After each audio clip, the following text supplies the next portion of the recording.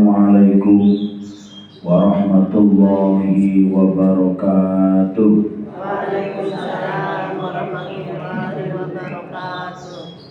Bismillahirrahmanirrahim. Alhamdulillahi rabbil alamin. Assalatu wassalamu ala asrafil anbiya'i wal mursalin Sayyidina wa maulana Muhammadin wa ala alihi wa ashabihi ajma'in, amma ba'du.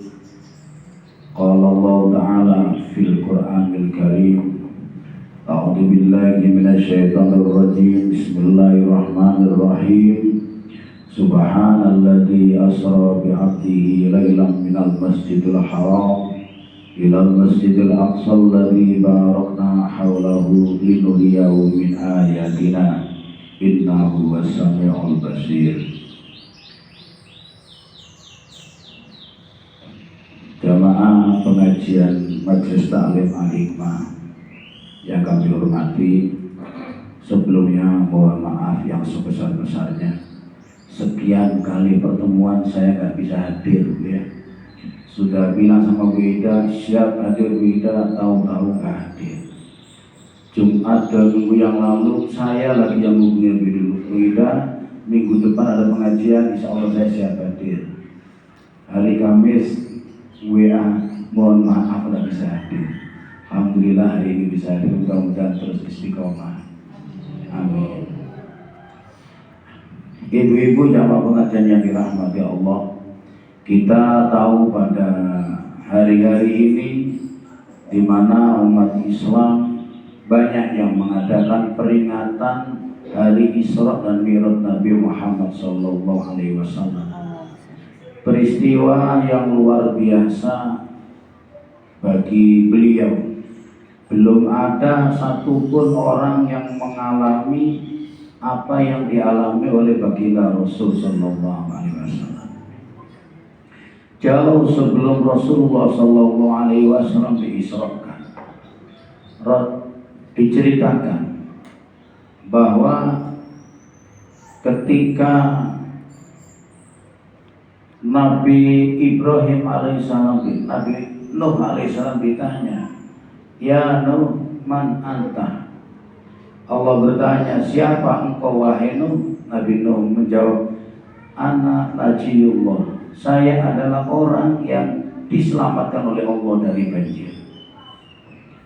Ketika zamannya Nabi Ibrahim ditanya, "Man anta ya Ibrahim?" Siapa engkau Ibrahim? Nabi Ibrahim menjawab, "Ana Khalilullah."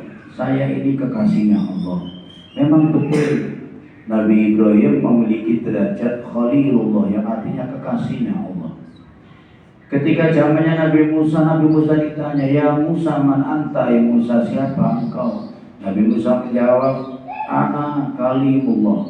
Saya adalah kalimullah, artinya orang yang pernah diajak bicara langsung dengan Allah. Memang betul Nabi Musa pernah diajak langsung bercakap-cakap. Nabi Musa mendengar langsung suaranya Allah Subhanahu wa ta'ala tanpa ada penghalang. Ketika Nabi Isa ditanya, "Man anta?" Siapa engkau Isa? Isa menjawab, "Ana ruhullah." Saya adalah ruhullah. Ruhullah itu maksudnya apa? Seorang bayi yang masuk ke rahim sang ibu tanpa pelantara seorang laki-laki. Jadi rohnya langsung dimasukkan ke rahimnya Sayyidatul Maryam. Ketika baginda Nabi Muhammad ditanya, "Man anta ya Muhammad?" Siapa engkau Muhammad? Apa jawab baginda Nabi? Baginda Nabi menjawab, "Ana abduka al-fakir." Saya adalah hambamu yang miskin, hambamu yang membutuhkan Allah Subhanahu wa ta'ala. Karena Rasulullah merendahkan diri seperti ini di hadapan Allah, kemudian Allah angkat derajatnya baginda Nabi. Sesuai sabda Nabi, "Man kabbara wa Allah, wa man tawaddo'a rafa'a Allah, wa man takabbara wa Allah." Siapa yang merendahkan diri, Allah akan angkat derajatnya. Dan siapa yang meninggikan dirinya, Allah akan rendahkan. Kemudian dengan jawaban ini terlihat sekali bahwa baginda Nabi ini orang yang merendah, orang yang tidak ada sedikit pun kesombongan. Karena itulah kemudian Nabi diisrakan dengan kalimat di dalam Al-Quran, Subhanalladzi asra bi abdihi. Maha suci Allah yang telah menjalankan hambanya. Bukan Subhanalladzi asra bi Muhammadin, tidak. Atau Rasulullah dapat gelar Habibi, Habibullah. Tidak menjawab Subhanalladzi asra bi habibina. Allah tidak pakai kalimat itu. Tapi Allah pakai Subhanalladzi asra bi abdihi. Maha suci Allah yang telah menjalankan hambanya, budaknya. Dari sini bisa kita ambil pelajaran ibu-ibu bahwa yang mengantarkan kemuliaan kita di hadapan Allah adalah karena rasa rendah kita di hadapan Allah Subhanahu wa Ta'ala. Kalau kita ingin mulia, rendahkan diri kita. Kalau kita muliakan diri kita, tinggikan diri kita, maka siap-siaplah Allah akan merendahkan dengan mendatangkan orang-orang yang akan merendahkan kita. Kemudian ibu-ibu, di antara lagi yang melatar belakangi baginda Nabi Isra Mi'raj, mendapatkan derajat yang luar biasa, anugerah luar biasa. Ini karena Nabi pada saat itu hidup di dalam tahun yang penuh dengan kesedihan. Maksudnya apa? Di dalam tahun itu Rasulullah baru selesai dari pembaikotan orang-orang kafir. Kemudian Rasulullah dapat musibah di mana yang pertama pamannya meninggal dunia. Pamannya Abu Thalib, yang di mana Abu Thalib ini ibarat perisai dalam hidup baginda Nabi. Orang-orang kafir Quraisy tidak ada yang berani membunuh karena ada Abu Thalib. Orang-orang kafir Quraisy tidak ada yang menyiksa Nabi, memenjarakan Nabi. Seperti halnya yang dilakukan orang-orang Yahudi kepada nabi-nabi tempo dulu. Karena apa? Karena ada pamannya Abu Thalib. Abu Thalib merawat Nabi dari kecil, melindungi Nabi ketika Nabi dakwah. Meninggal dunia, Rasulullah sedih. Yang bikin sedih lagi, paman yang menyayangi, yang membantu dakwah Nabi, yang mendukung dakwah Nabi, ternyata paman yang meninggal tidak membawa keimanan. Pamannya meninggal disuruh syahadat. Ketika Rasulullah mendengar pamannya sudah sekarat, Rasulullah bergegas datang ke rumah pamannya. Ternyata di sana sudah didahului oleh Abu Jahal dan kawan-kawannya. Rasulullah berkata kepada pamannya, wahai paman, ucapkanlah syahadat kepadaku, biar nanti aku di akhirat bisa membantumu, bisa mensyafaatimu. Sebelum pamannya menjawab, Abu Jahal ngomong, wahai Abu Thalib, apakah di akhir hayatmu kamu harus meninggalkan agama nenek moyang? Kemudian Abu Thalib menjawab, tidak, agama nenek moyangku tetap aku pegang sampai akhir hayatku. Di dalam riwayat lain, Abu Thalib mengucapkan syahadat, tapi syahadatnya syahadat yang tidak diperintahkan oleh Allah dan Rasulnya. Syahadatnya adalah asyhadu an la ilaha illallah wa asyhadu anna Muhammadan ibnu akhi. Syahadatnya, aku bersaksi tidak ada Tuhan selain Allah, dan aku bersaksi bahwa Muhammad adalah keponakanku. Nah, ini syahadat yang tidak bisa diterima. Kemudian Abu Thalib meninggal dunia. Saat itulah Rasul sangat sedih. Ketika Abu Thalib meninggal dunia, orang-orang kafir Quraisy semakin berani mengganggu dakwah Nabi Muhammad SAW. Para sahabatnya waktu itu masih sedikit disiksa, diintimidasi, pokoknya sengsara sekali. Dalam kondisi seperti itu, beliau dapat ujian lagi, istrinya meninggal dunia. Istri yang paling beliau cintai yaitu Sayyidah Khadijah. Rasulullah itu istrinya banyak, tapi ketika punya istri Sayyidah Khadijah, Rasulullah tidak poligami. Jadi Rasulullah punya cinta setia, punya cinta sejati ketika beliau menikah dengan Sayyidah Khadijah. Menikah dengan Sayyidah Khadijah, dengan dimana ketika menikah maka Sayyidah Khadijah mengangkat derajatnya Rasulullah di dalam hubungan kemanusiaan. Kenapa? Karena Sayyidah Khadijah wanita yang kaya raya, sampai diceritakan ibu, andai kata hartanya orang kota Mekah dikumpulkan jadi satu, maka sepertiga dari harta itu miliknya Sayyidah Khadijah. Ketika Rasulullah menerima wahyu, orang yang pertama kali menerima dakwah Nabi adalah istrinya Sayyidah Khadijah.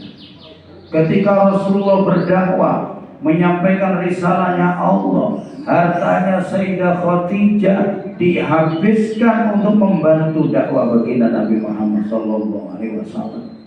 Kenapa Rasulullah sedih ketika Sayyidah Khadijah meninggal? Karena merasa pegangan hidupnya yang mendampingi selama ini sudah tiada. Lebih sedih lagi ketika Sayyidah Khadijah meninggal, ibu-ibu, Rasulullah tidak punya kain kafan yang mau dipakai ngafani Sayyidah Khadijah. Rasulullah menangis karena ingat bahwa istrinya sebenarnya wanita yang kaya raya. Di akhir hayatnya kain kafan tidak ada untuk mengkafani jasadnya. Di saat Rasulullah sedih, malaikat Jibril datang dengan wujud manusia membawa kain kafan dari surga. Maka Sayyidah Khadijah adalah wanita yang dikafani dengan kain surga. Ketika Sayyidah Khadijah meninggal, Rasulullah sudah tidak punya pelindung. Memang sangat kayanya Allah Subhanahu wa ta'ala memang memberikan pelajaran kepada Nabi. Pelajaran apa? Yang sebelumnya ketika dakwah, Rasulullah merasa terbantu, merasa bersandar kepada pamannya dan kepada istrinya. Maka Allah ingin Rasulullah berdakwah ini menyebarkan risalahnya Allah, bersandarnya murni hanya kepada Allah. Maka orang-orang yang melindungi diambil oleh Allah Subhanahu wa ta'ala. Pada saat itu ibu-ibu, pada malam itu Rasulullah menginap di rumah sepupunya yang namanya Hindun bin Abu Thalib. Beliau tidur di rumahnya sepupunya. Kemudian malam hari beliau terbangun keluar dari rumahnya. Beliau dalam riwayat beliau datang ke Masjidil Haram. Setelah beliau selesai sholat malam, beliau sholatnya nggak sama Bu dengan sholat kita Bu ya. Karena sholat yang kita lakukan ini sholat setelah beliau Isra Mi'raj. Jadi sholatnya Nabi pada saat itu sholat seperti Allah di zamannya Nabi Ibrahim alaihissalam. Saat itu singkat cerita, Rasulullah didatangi oleh malaikat Jibril dan malaikat Mikail, kemudian diajak Isra Mi'raj. Rasulullah perjalanan dari Mekah ke Masjidil Haram menaiki buruk. Buruk itu hewan yang tidak ada di bumi. Buruk itu bentuknya seperti di bawah kuda, tapi di atas keledai, lebih besar daripada keledai, daripada bigol, lebih kecil daripada kuda. Diterangkan kalau dalam hadis panjang lebar tentang bentuknya buruk yang gak wajar dengan hewan yang ada di muka bumi.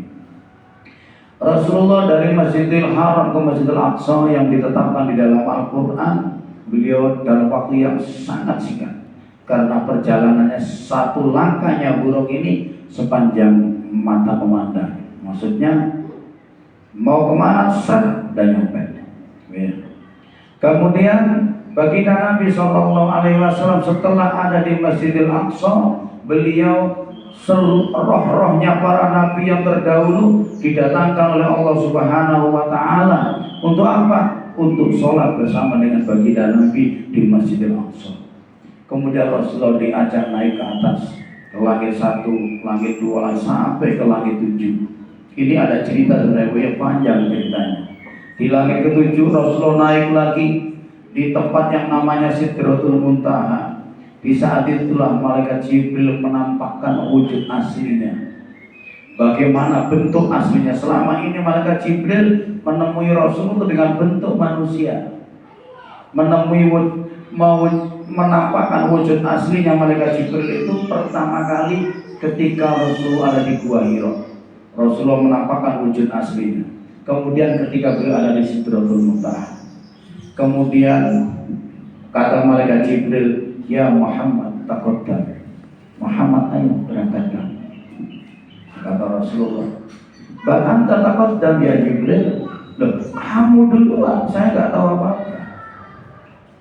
Kata malaikat Jibril, oh tidak Muhammad, saya tidak bisa berangkat. Saya tidak bisa dampingimu, saya terakhir hanya di sini. Saya sudah tidak bisa naik lagi. Kamu berangkat sendiri ke sana. Apa kata Rasulullah? Ya Jibril, apakah engkau ini seorang teman mau membiarkan temanmu sendirian di sini? Membiarkan temanmu berangkat sendirian? Apakah itu yang dinamakan teman? Apa kata malaikat Jibril? Ya Muhammad, ya Rasulullah, ini bukan masalah aku gak setia menemanimu ya Rasulullah, tapi ini terkait dengan masalah makom, masalah derajat tingkatan. Derajatku nyampe di sini, saya tidak boleh naik lagi. Maka kemudian Rasulullah menyadari bahwa inilah yang memang dimiliki oleh baginda Nabi, yang derajatnya mengalahkan para malaikat. Bahkan malaikat Jibril pun kalah dengan derajatnya baginda Nabi Muhammad SAW. Kemudian ibu-ibu, Rasulullah SAW naik ke atas dengan cara apa? Tiba-tiba dari atas ini muncul ada selendang. Selendang yang bagus bentuknya, warna hijau. Kalau disifati di dalam kitab itu luar biasa sifatnya. Kemudian melilit badannya Rasulullah di bawah. Kata Rasulullah, membawanya selendang itu seperti halnya seorang ibu yang menggendong anak bayinya yang lagi tidur dan takut terbangun. Kayak apa hubungannya? Berarti sangat pelan-pelan dibawa Rasulullah sampai ke hijab pertama. Malaikat Jibril ada di bawah. Dari Sidratul Muntaha tempatnya malaikat Jibril itu ke hijab yang pertama, perjalanan burung yang cepat terbangnya ini memerlukan waktu 300 tahun. Itu jauh sekali. Kemudian di hijab yang pertama, kemudian ada lagi selendang. Dari hijab kedua dibawa lagi oleh Rasulullah oleh selendang itu, nyampe ke hijab kedua, kemudian naik ke hijab ketiga, sampailah Rasulullah nyampe di hijab yang ketujuh. Nah, di sanalah Rasulullah SAW bertemu dengan Allah Subhanahu wa Ta'ala. Pertemuan Allah dengan Rasulullah ini beda pendapat di kalangan ulama. Ada yang mengatakan Rasulullah melihat dengan matanya seperti halnya ketika melihat rembulan. Ada sahabat yang meriwayatkan seperti itu. Ada yang mengatakan Rasulullah itu melihat Allah dengan mata hatinya, tidak dengan mata kepalanya. Kenapa? Karena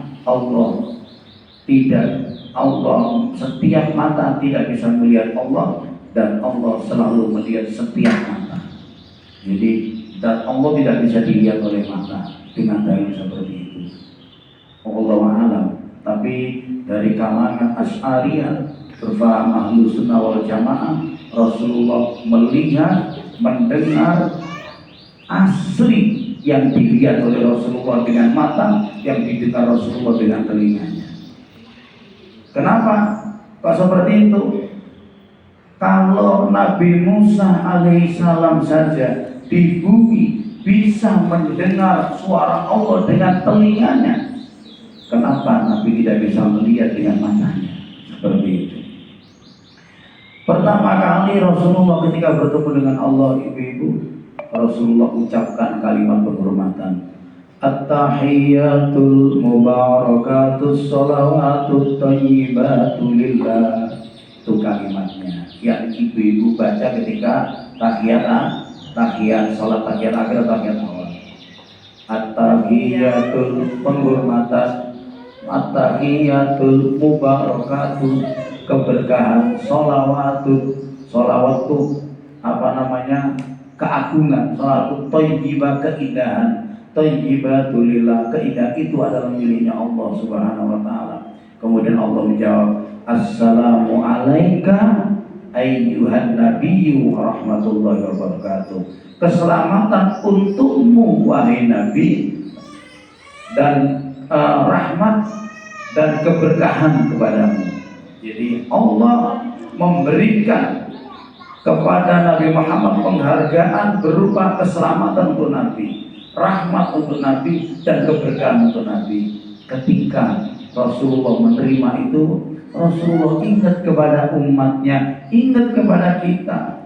Maka Rasulullah balas, assalamu alaina, keselamatan itu semoga ditetapkan kepadaku, wa ala ibadika sholihin, dan semoga ditetapkan kepada seluruh hambamu yang soleh. Jadi kalau kita menjadi orang soleh, dapat doanya keselamatan dari Nabi ketika beliau bertemu dengan Allah Subhanahu wa ta'ala. Ibu-ibu jamaah pengajian yang dirahmati Allah, apakah Allah ada di sana? Apakah Allah ada di Arsy, di tempat yang dimana Rasulullah melihat? Tidak. Allah tidak ada di sana, tapi Rasulullah bisa melihat Allah di sana. Lah kok bisa? Ya bisa. Ibu-ibu naik ke menara masjid yang paling atas di Kubanya, Bu ya. Kemudian ibu-ibu melihat ke sana, lihat Gunung Agung. Lihat Gunung Agung, Bu ya. Apakah Gunung Agung ada di menara masjid? Tidak. Tapi ketika naik di menara masjid, terlihat Gunung Agung. Itulah Allah Subhanahu wa ta'ala saat dilihat oleh baginda Nabi. Bukan Allah tinggal di sana. Kenapa? Karena Arsy itu makhluknya Allah, Arsy itu ciptaannya Allah, maka mustahil Allah tinggal di Arsy. Kalau Allah tinggal di Arsy, berarti sebelum Arsy ada, terus Allah tidak punya tempat berarti. Nah, seperti itu. Karena Arsy dicipta oleh Allah, maka Allah di mana tinggalnya? Allah bertinggal di mana yang memang haknya Allah Subhanahu wa ta'ala. Di mana? Wallahu alam, hanya Allah yang tahu. Ibu-ibu sama pengajian yang dirahmati Allah, saat itu Rasulullah mendapatkan wejangan dari Allah Subhanahu wa ta'ala, berbagai macam aturan-aturan agama untuk kita sebagai hambanya disampaikan oleh Allah kepada baginda Nabi Muhammad SAW. Inilah kemudian Rasulullah SAW bergelar insanul kamil, manusia yang sempurna. Belum ada satupun manusia yang nyampe ke derajat ini. Bahkan para malaikat pun tidak bisa nyampe di sini. Apalagi bangsa jin tidak bisa nyampe di tempat ini. Hanya baginda Nabi. Kenapa Nabi kok mendapatkan penghormatan yang besar seperti itu?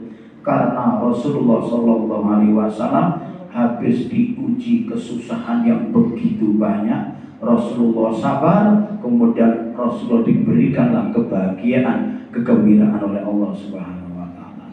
Ini yang juga tergambar dari firman Allah yang berbunyi, innamal usri yusra, sesungguhnya setiap kesulitan setelahnya akan ada kemudahan.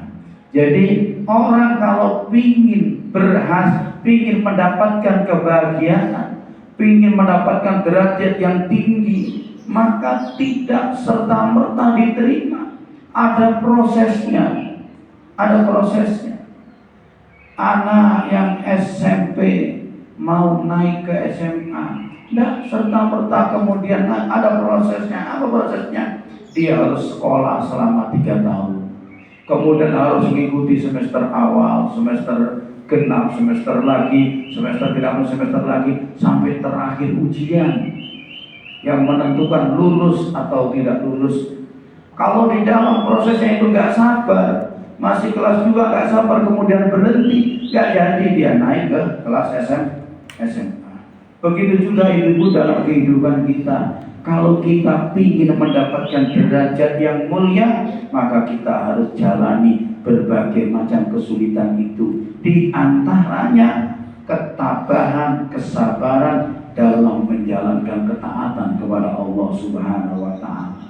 Kita mungkin kita tentu tidak bisa nyampe ke derajatnya Rasulullah SAW, tapi kita bisa nyampe ke surganya Allah Subhanahu wa ta'ala dengan penuh kemuliaan, asal kita sabar dan istiqomah dalam menjalankan ketaatan kepada Allah Subhanahu wa ta'ala. Mana yang diperintah dikerjakan, mana yang dilarang ditinggalkan. Ini anjuran dikerjakan, ini larangan ditinggalkan. Seperti itu. Atau kalau bahasa simpelnya, tergantung kemuliaan yang akan kita terima tergantung seberapa rasa takwa kita kepada Allah Subhanahu wa Ta'ala. Kalau kita takwanya sekian, maka kemuliaan segitulah yang kita terima. Makanya Allah Subhanahu wa Ta'ala berfirman, inna akramakum indallahi atqakum. Sesungguhnya kemuliaan bagi kalian, inna akramakum, kemuliaan bagi kalian indallah, di sisi Allah, tergantung pada ketakwaan kalian. Jadi Allah, kita menjadi mulia di sisi Allah, kita tidak dilihat nasabnya, Bu. Oh, ini nasabnya kiai, ini nasabnya berandal. Tidak. Allah juga tidak melihat status sosial kita, ini orang kaya, orang miskin. Tidak. Ini orang pinter, ini orang bodoh. Tidak. Yang dilihat oleh Allah adalah kadar ketakwaan atau patuhnya hamba itu kepada Allah Subhanahu wa Ta'ala. Inilah pesan-pesan yang tersembunyi di dalam peristiwa Isra dan Mi'raj Nabi Muhammad SAW. Ibu-ibu jamaah pengajian yang dirahmati Allah, kemudian Rasulullah pun mendapatkan perintah sholat 50 kali. Sholat 50 kali.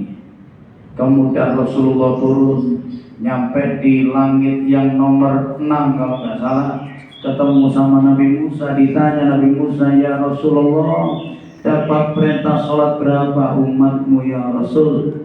Umatku dapat perintah sholat 50 kali. Kata Nabi Musa, tidak akan mampu umatmu. Umatku ini lebih kuat, tidak mampu sholat segitu. Minta lagi keringanan kepada Allah agar dikasih keringanan. Bayangkan Bu ya, kalau Rasul tidak mau minta keringanan 50 kali, oh bayangkan. Ibu-ibu sholat, assalamualaikum, baru nyopot mukna, Allahu Akbar, pakai lagi muktanya. Habis itu sholat, assalamualaikum, mau berdiri, azan lagi. Tidak sempat tidur, tidak sempat nyari uang, tidak sempat ke pasar, tidak sempat belanja-belanja. Rasulullah kemudian kembali lagi kepada Allah, sujud kepada Allah, minta keringanan. Ya Muhammad, saya potong 5 waktu, jadinya 45. Turun lagi, ketemu Nabi Musa, tak kuat, minta lagi keringanan. Kembali lagi Rasul, diturunkan lagi 5 jadi 40. Turun lagi, ketemu Nabi Musa, tak kuat, minta lagi. Turun 5, turun 5, terakhir 5 waktu. 5 waktu udah kembali ke Nabi Musa. Kata Nabi Musa, tak kuat, minta keringanan lagi. Apa kata Rasulullah? Tidak ada Musa, malu saya, sungkan sama Allah. Coba ya, Rasul kembali lagi minta, ya Allah kasih keringanan ya Allah, umatku tidak kuat sholat sehari semalam 5 kali. Lalu jawab sama Allah, ya Muhammad tidak usah sholat dah sekalian. Ya, jadi akhirnya sholat oleh-olehnya baginda Nabi dari Isra Mi'raj bagi kita adalah sholat 5 waktu. Ini ibu-ibu menunjukkan betapa pentingnya ibadah sholat. Maka tidak ada ibadah yang pahalanya besarnya melebihi ibadah sholat. Dan tidak ada pula dosa yang dosanya sebesar dosanya orang yang meninggalkan sholat. Sholat ini kewajiban yang paling wajib. Setiap agama punya tata cara sembahyang, tata cara menyembah Tuhannya. Islam cara menyembahnya adalah ibadah sholat. Makanya Rasulullah SAW pernah bersabda, man taraka sholat amidan muta'amidan faqad kafar. Orang yang meninggalkan sholat dengan sengaja kafir, kata Nabi. Meninggalkan sholat dengan sengaja kafir. Padahal kenyataannya masih banyak umat Islam yang meninggalkan sholat. Malah kadang ada orang tak tahu jalannya ke masjid, saking lamanya tak ke masjid. Jumatan tak pernah ke masjid, apalagi jamaah. Hari raya tak ke masjid, malu sama anaknya, berangkat ke masjid. nyampe di masjid nyari tempatnya wudhu gak tahu di mana tempat wudhunya, saking rajinnya ke masjid. Ya Allah, ibu-ibu jamaah pengajian yang dirahmati Allah, ketika Rasulullah ada di Ars, ketika Rasulullah berada di tempat yang bercakap dengan Allah, tiba-tiba Rasulullah melihat ada bayangan segerombol orang lewat. Rasulullah kaget, wajahnya nggak jelas, kaget. Nah, ini siapa? Bukannya ini tempat steril, tidak ada orang yang boleh masuk ke sini, malaikat pun nggak boleh di sini, kok ada? Ini siapa ini? Akhir bertanya Rasulullah kepada Allah, ya Rabbi, man haulani? Siapa mereka ya Rabbi? Aminal malaikatil muqarrabin, aminal anbiya'il mursalin. Ya Allah, apakah mereka golongan malaikatul muqarrabin atau golongan para nabi yang kau utus? Apa katanya Allah? Bukan Muhammad, itu adalah gambaran umatmu. Gambaran umatmu yang derajatnya melewati derajatnya para malaikat. Rasulullah semakin penasaran, ya Allah, betapa mulianya umatku itu. Sebab apa? Bima nala bihadi darajat. Sebab apa mereka mendapatkan derajat yang mulia itu ya Allah? Allah jawab, sebab 3 perkara Muhammad yang menjadikan umatmu nanti derajatnya melewati derajatnya para malaikat. 3 perkara. Apa 3 perkara itu? Katanya Allah, 1, lisanuhu raddun bidzikrillah. Lidahnya basah karena zikir kepada Allah. Mulutnya tidak pernah diem karena nyebut namanya Allah. Ini bu yang derajatnya tinggi. Mulutnya terus komat kamit nyebut namanya Allah. Jangan salah bu ya. Mulutnya komat kamit nyebut namanya Allah. Tuh datang sudah. Ya, tidak ada diemnya bu ya. Ngomong tetangganya, kadang pulang dari masjid, kadang pulang dari pengajian ya. Di pengajian diterangkan dosanya ghibah, dosanya menggunjing, pulang di pengajian jalan sambil jalan ngomongin, tadi ustadznya nggak enak pengajian, misalnya ya, ustadznya kadang diomongin, kadang tadi masak datang itu pakai baju jelek sekali, tak punya malu, macam-macam ngomong itu ya. Jadi jangan sampai kita kebalik, bibir kita basah karena banyak ngomongin orang. Kalau kita bibir kita basah karena banyak ngomongin Allah, Allah akan kasih pahala bu. Tapi kalau kita banyak ngomongin orang, siapa yang kasih pahala? Dan kita juga gak dapat apa-apa bu ya. Ngomongin orang kita gak dapat apa-apa. Yang dapat malah pahala kita nanti diambil oleh mereka. Misalnya ibu-ibu sekian banyak ngomongin saya semua, nanti saya minta di akhirat pahalanya bu, pahalanya bu, pahalanya bu, banyak pahalanya. Lah kok ibu-ibu terlalu sering ngomongin orang, pahalanya cuma 1.000, dosa ngomongin orang 5.000. 1.000 itu pakai gantiin dosa itu gak cukup, masih kurang 4.000. Terus gimana? Akhirnya ibu-ibu harus siap-siap menerima kiriman dosa sebanyak 4.000 dosa. Akhirnya pahala nggak punya sama sekali, dosa yang ada, maka dia masuk ke dalam neraka. Orang yang masuk ke dalam surga karena ada pahala di sisi Allah. Kalau nggak dapat pahala, sulit masuk surga, sulit. Makanya mungkin masuk surga karena memang ada keimanan dalam hatinya, tapi lama. Makanya dengan oleh-olehnya Rasulullah dengan Isra Mi'raj ini, sir di dalamnya diantaranya, mari bibir kita selalu basah nyebut namanya Allah. Yang kedua katanya Allah Subhanahu wa taala, qalbuhu mu'allaqatun bil masjid. Seseorang yang hatinya terpaut dengan masjid, ya, khususnya ini orang laki-laki ya, dengar azan di masjid, datang ke masjid. Ada pengumuman di masjid. Assalamualaikum warahmatullahi wabarakatuh. Bapak Ibu jamaah warga Karangbedil di masjid sekarang bergotong royong ngangkut batu. Bapak Ibu kami minta, kami harapan datang ke masjid. Wih masjid ini langsung semangat datang. Kenapa? Hatinya terpaut dengan masjid. Ya kayak ibu-ibu dulu loh, masih pacaran dulu ya. Ada kami ditunggu pacarmu di sana, wih semangat datang. Kenapa? Karena hatinya terpaut dengan pacarnya. Kalau sekarang kan biasa-biasa aja ya. Tunggu suaminya di sana. Nah, sudah dapat uang apa belum?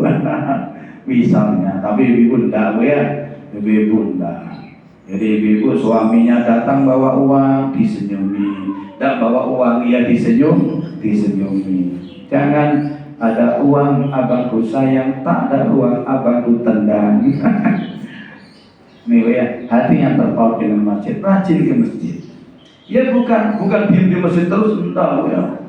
Oh ini kan katanya hatinya terpaut dengan masjid, tidak keluar dari masjid, di masjid aja. Waktunya kerja, tidak kerja. Di masjid wiridan aja, la ilaha illallah. Istrinya ke pasar cari uang, suaminya la ilaha illallah. Dosa kalau gitu ya. Saya punya keluarga. Jadi gitu, ngikutin aliran apa gitu. Jadi suaminya nggak pernah pulang ke masjid. Saja. Istrinya nyari makanan sapi. Nyari makanan sapi masih kerja ke sana kemari. Keluarganya nggak terima. Jadi pas dia wiridan, ditendang gara-gara wiridan terus, tidak boleh. Dikirain kerja itu gak ibadah, wirid ibadah, kerja ibadah, wirid ibadah sunnah, kerja ibadah wajib. Tak boleh perkara sunnah mengalahkan perkara wajib. Yang ketiga, orang yang ingin derajatnya melewati malaikat, katanya Allah, dia Muhammad umatmu yang tidak pernah menyakiti orang tuanya, ya, tidak pernah menyakiti orang tuanya, omongannya tidak pernah nyakiti. Katanya Allah di dalam Al-Quran, wala taqul lahuma uffin wala tanharhuma wa qul lahuma qawlan karima. Wala taqul lahuma uffin, janganlah kamu berkata hus. Kalau ada orang tua ngomong jangan orang tuanya digituin, tak boleh. Kayak ayam gue. Wala tanharhuma, jangan kamu bentak-bentak kecuali orang tuanya sudah agak bongol. Nah, dia nama dipelani nggak denger, repot. Diteriakin, teriak sama orang tua, dipelani nggak denger, repot gue. Dan saat itu justru kita diuji kesabarannya kita merawat orang tua. Kalau kita punya orang tua sudah nggak ngerti, saat itulah kita diuji. Diuji apa? Diuji merawat seperti halnya dulu kita masih kecil yang tidak ngerti apa-apa. Ibu kita, bapak kita merawat. Kita tidak ngerti apa-apa, masih bayi. Bisanya cuma nangis, haus, dia nggak bilang, tahu-tahu pokoknya nangis. Kadang disusui tidak mau, ini tidak tahu maunya anak. Orang tua bingung karena nangis, terus orang tua nangis, tidak tega sama anak. Maka ketika orang tua sudah tua, maka kita harus bisa mengerti yang orang tua. Ibu-ibu jamaah pengajiannya dirahmati Allah, ingat ya, orang tua itu bukan yang melahirkan aja. Orang tua itu ada 3. Sahabat bertanya, ya Rasul, siapa sih orang tua yang wajib saya hormati? Katanya Rasul, ada 3. 1 yang melahirkanmu, bapak ibu kandung. 2 yang menikahkan anaknya denganmu, berarti bapak ibu mertua. 3 orang yang mengenalkan Tuhanmu kepadamu, berarti guru agama. Guru agama itu juga sebagai orang tua yang wajib kita hormati. Guru yang paling mulia bagi kita dalam urusan agama adalah baginda Nabi besar Muhammad. Ibu-ibu jamaah pengajian yang dirahmati Allah, mungkin itu yang bisa kami sampaikan. Semoga bermanfaat, dan sekali lagi mohon maaf ya, lama tidak pernah muncul. Jadi saya kangen Bu ya, kapan saya bisa ke Karangbedil atau Karangtebu ini. Alhamdulillah hari ini bisa. Mudah-mudahan pertemuan hari ini Allah ridhoi kita, Allah berkahi majelis kita. Mudah-mudahan kita dapat ilmu yang bermanfaat. Amin Allahumma amin. Al-Fatihah. A'udzubillahi minasyaitonir rajim. A'udzubillahi minasyaitonir rajim. Bismillahirrahmanirrahim. Alhamdulillahirabbil alamin. Allahumma shalli ala sayyidina Muhammad wa ala ali Muhammad. Alhamdulillahirabbil alamin. Allahumma yassir lana ya Allah ziyaratan Makkah wal Madinah bi syafaati nabiyyika Muhammadin sallallahu alaihi wasallam wa ala millati abina Ibrahim alaihi salam. Zurna wa ila zamzam Muhammad sallallahu bi rahmatika ya arhamar rahimin. Allahumma ballighna ma ahli ziyarata Makkah wal Madinah. Allahumma ballighna ma ahlina ziyarata Makkah wal Madinah. Allahumma ballighna ma ahlina ziyarata Makkah wal Madinah bi rahmatika ya arhamar rahimin. Rabbana atina fid dunya hasanah wa fil akhirati hasanah wa qina adzabannar. Sallallahu alaihi wasallam Muhammadin wa ala alihi wasallam. Walhamdulillahi rabbil alamin. Al-Fatihah. Assalamualaikum warahmatullahi wabarakatuh.